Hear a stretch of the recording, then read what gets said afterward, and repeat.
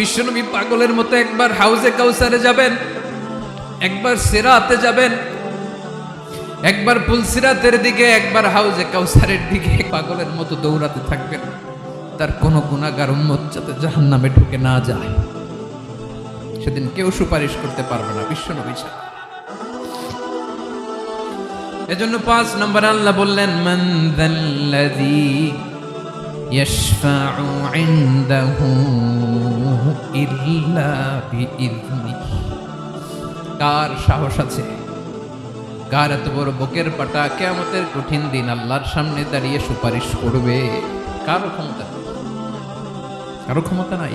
বিশ্বনবী সেদিন সেজদায় পড়ে উম্মতের জন্য কাঁদবেন, সবাই কাঁদবে, নফসি নফসি, আল্লাহ আমারে বাঁচাও, আল্লাহ আমারে বাঁচাও। বিশ্বনবী বলবেন, উম্মতি উম্মতি।